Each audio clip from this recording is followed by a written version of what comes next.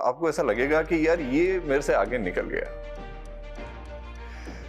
प्रशंसा करने में कोई हर्ज नहीं है। क्या हुआ कि हम मित्र लोग थे, तो अभी थोड़े दिनों पहले की बात है, तो वो कविता करते थे। हम भी मतलब जब हम 22-25-30 साल के थे, कविताएं लिखते थे, एक दूसरे को सुनाते थे। अब क्या हुआ, मेरी किताबें आ गई 8 और मेरी कविता को साहित्य अकादमी पुरस्कार भी मिल गया। उन्होंने शायद लिखना छोड़ दिया या उन्होंने छपा ही नहीं।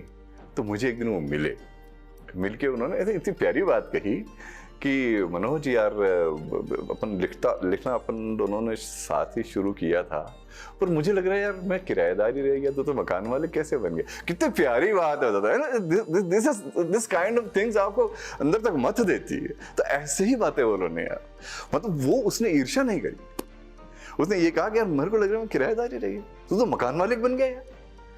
तो वो बात, अब जैसे मैं गया था तो वहां दिल्ली जाता था मैं, तो अज्ञेय के समकक्ष साहित्यकार प्रोफेसर गंगा प्रसाद विमल, अपने वाजपेयी जी और ये बड़े बड़े नाम जो है वहाँ इकट्ठा होते थे और मेरे को सुनते थे। 15 दिन में एक बार जाता था, अब वो भी शांत हो गए। तो मैंने उनको एक दिन कहा, मैं कहा आप इतने बड़े साहित्यकार लोग हो, मुझे क्यों सुनते हो आप, मैं तो आपको सुनने आता हूँ। तो उनमें से मुझे एक ने कहा, विमल साहब ने, कि मनोज तुमने सुनने पर हमें पराजय का आनंद आता है। सोचो क्या कमाल की बात कही उन्होंने, पराजय का आनंद आता है। तो आप पराजय का आनंद लेना सीखो, मैं तो कहता हूँ। आप अगर कोई आपसे आगे निकल रहा है तो उसको कहो यार मजा आ गया, बनिस्बत उससे ईर्ष्या करने की, और उससे सीखने की चेष्टा कर लो। क्या हो सकता है, हर मुंडे मत भिन्ना, हर मस्तिष्क के अंदर ईश्वर ने अलग बुद्धि दी है, तो आप उससे सीखने का प्रयत्न करोगे तो हो सकता है आपकी जानकारी के अंदर और वृद्धि हो जाए।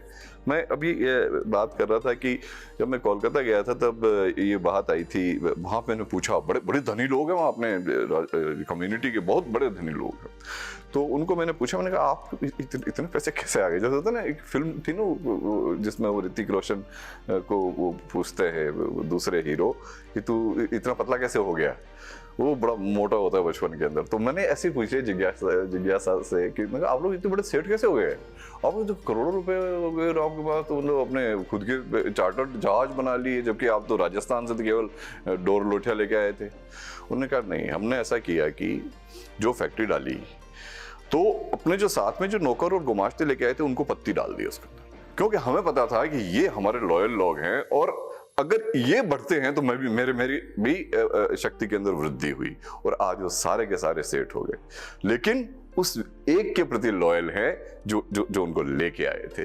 तो लॉयल्टी लॉयल लोग तैयार करो, लेकिन उनको समृद्ध भी करो।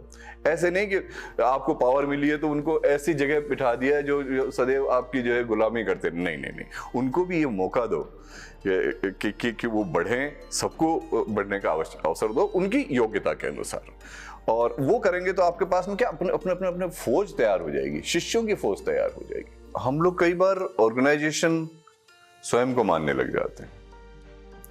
जैसे अगर मान लीजिए मशीन खुद को ही अपने आप को ही कोई मशीन मानने लग जाए, एक मशीन, तो वो चलेगी थोड़ी। तो इस प्रकार से हम उस मशीन के पुर्जे होते हैं, हम उस ऑर्गेनाइजेशन में जहां हमें काम दिया जाता है वहां फिट होने के लिए होते हैं। हमें ये भूलना ही नहीं चाहिए कि किसी का महत्व किसी जगह जाने से कोई कम हो जाता है। हम टायर को, गाड़ी के टायर को उसके इंजन में नहीं लगा सकते भाई, और सिलेंडर का काम सिलेंडर करेगा, सिलेंडर को हम टायर की जगह थोड़ी लगा देंगे। तो इससे कोई टायर का महत्व कम हो जाएगा क्या, या सीट का महत्व कम हो जाएगा? ये सीट को हम बोनट पर थोड़ी लगा सकते हैं। तो इसीलिए ये तो एक पूरा ऑर्गेनाइजेशन होता है, इसकी एक असेंबली लाइन होती है, हर पुर्जे का, समाज के अंदर भी हर चीज का अपना एक महत्व है।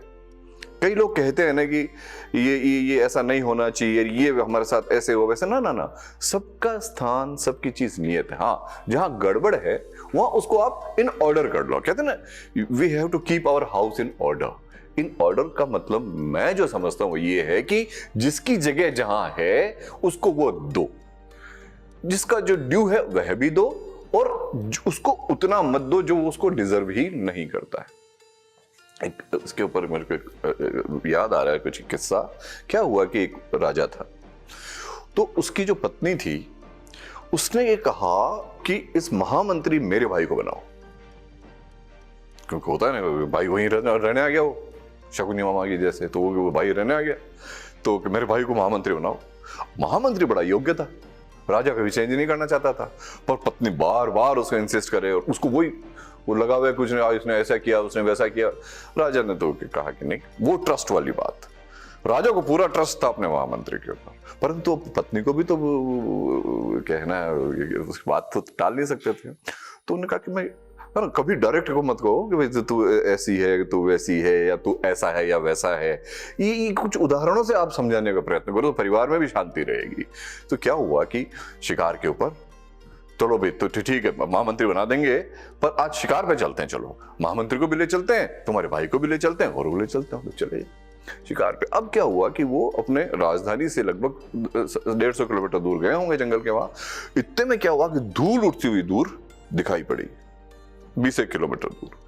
तो उन्होंने उसको भेजा रानी के ब्रदर को, अगर जाना पता लगा ना, देखिए क्या हो रहा है। तो वो पता लगा कि आ गया 1 घंटे में ही। बोले साहब ऐसा है, बहुत सारे सैनिक हैं और वो जो है वो उसमें घोड़े भी हैं और उसमें वो हाथी भी है, बंदूकें भी हैं साहब, और लगभग हजारों की संख्या में सैनिक देखे मैंने, तो इसकी धूल उड़ रही है वो तो। अच्छा ठीक है, ओके। रानी के सामने फिर महामंत्री को भेजा, तुम जाओ देखे क्या है। उसने कहा, वो आया, उसने कहा साहब वो जो दुश्मन के सैनिक थे और वो उनको पता है कि अपन शिकार पे आए हुए हैं, अपने पास सेना ज्यादा नहीं है, तो वो आपको मारने के लिए इन्होंने घेरा बना करके अपने को मारते। पर मैंने क्या किया कि उनमें से ये बता दिया इनको कि राजा तो जो है तुम्हारे को बेवकूफ बना करके कि वो यहाँ आया है, और जिससे कि राजा जी तुम्हारे राज्य पे चढ़ाई करने के लिए गए हुए हैं, तुम्हारे को ये मुगालते में डाल दिया है कि राजा जी खुद यहाँ शिकार के लिए आए हैं, उनको जगह भेस बदल करके उनका हमशक्ल आया हुआ है, और तुम अपने राज्य की चिंता करो। तो सारी सेना उधर भाग गई साहब अपने राज्य को बचाने के लिए। अब उसने रानी को कहा, बोलो किसको बनाना है महामंत्री, बना मैं तुम्हारे भाई को। बोले सवाल है, पागल है साहब, बेवकूफ, तुम्हारे सैनिक आए, ये बढ़िया आदमी है। तो अर्थात आपको ये करना है कि परवारा वजन करूं, मतलब बिल्कुल उसको कहो मत, अगर उसको कहते नहीं तेरा भाई तो अयोग्य है, उसको दिखा दिया कि तेरा भाई में कोई योग्यता नहीं है, इस आदमी में योग्यता है, क्योंकि इसीलिए ट्रस्ट उस पर किया हुआ था। तो आपको ये सेलेक्ट करना पड़ेगा कि आपको किसके ऊपर ट्रस्ट करना और किसके ऊपर नहीं करना है।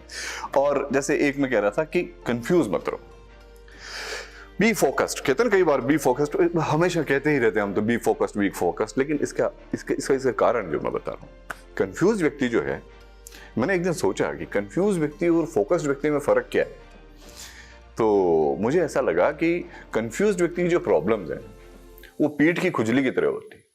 कंफ्यूज्ड व्यक्ति की जो प्रॉब्लम्स है वो पीठ की खुजली की तरह होती है, खुद से तो सोल्व होती नहीं है, और जो करता है उसको कहता नहीं इधर अरे यार तू कर ले फिर, और क्या।